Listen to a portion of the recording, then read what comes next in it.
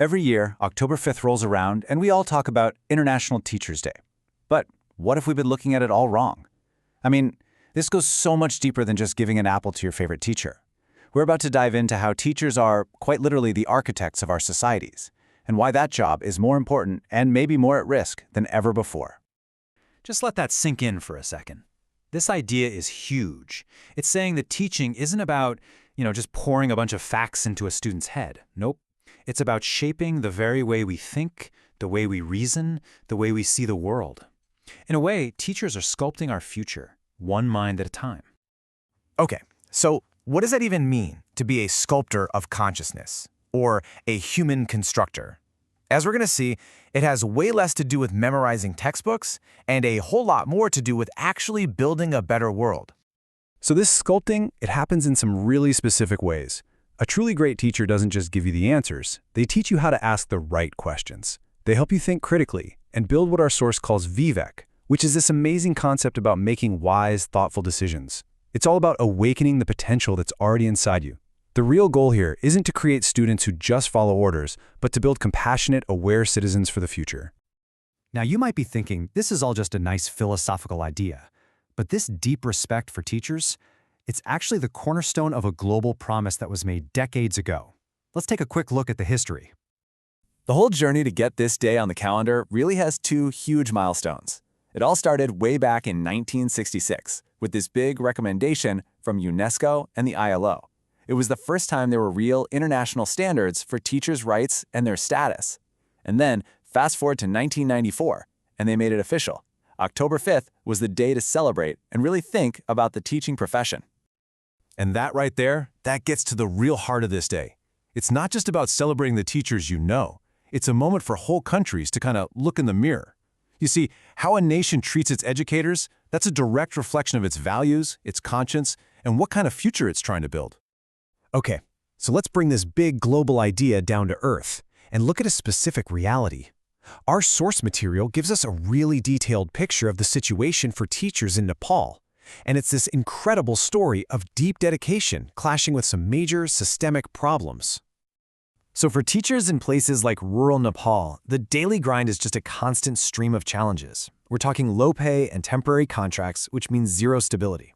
On top of that, there's not enough training, and administrative pressure just keeps piling on. And maybe the worst of it all is the political interference, which can just completely kill morale. But here's the amazing part. Despite all of that, their dedication just doesn't quit. And this really shines a light on a huge conflict in education policy, right? On one side, you have these rigid, top-down rules that basically turn schools into order-taking institutions. It just stifles any kind of creativity.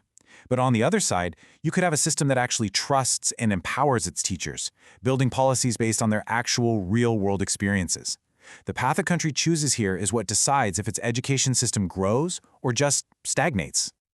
The pandemic really threw this whole systemic failure into sharp relief. Teachers everywhere, including Nepal, they didn't wait for a plan from the top. They used their own money, their own data plans, their own creativity, just to keep teaching. It was an absolutely heroic effort, but it raises a really uncomfortable question. Why on earth were they forced to carry that whole burden by themselves? So that brings us straight to the solutions. It's become crystal clear that just celebrating teachers one day a year, it's not going to cut it. The author is calling for real, deep, systemic changes to truly honor the profession. This right here is what real respect looks like. It's not about handing out some awards at a ceremony. No, it's found in actual policy reform, in the way society treats the profession, and in a standard of living that gives teachers the dignity they deserve. Anything less than that is really just empty praise. So the source lays out a pretty clear three-step roadmap. First up, get politics out of the classroom. End the political interference to bring back professionalism.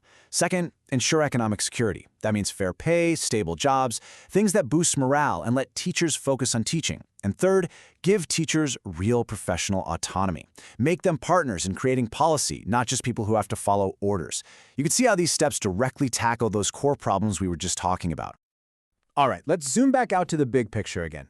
Because fixing the teaching profession, this isn't just about teachers. It's about investing in the future of our society, and really, the future of humanity itself. I mean, that's what's really on the line here. Teachers are the backbone of civilization. They're the guardians of all our shared knowledge. They're the ones who pass on the ideals of peace and tolerance. For every single generation, they are the ones who build that crucial bridge from ignorance to understanding. Here's the simple truth, right? A teacher who feels secure, who feels empowered and respected, well, they can do their jobs so much better. They can more effectively spread our highest values, things like wisdom and love and peace. So investing in their well-being isn't just a nice thing to do, it's a direct investment in the health of our entire society.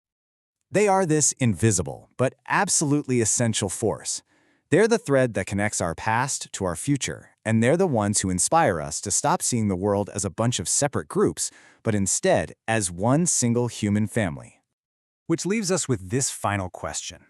If teachers really are the architects of our future, then showing them true respect isn't just a kind gesture. It is the single most important investment we can possibly make.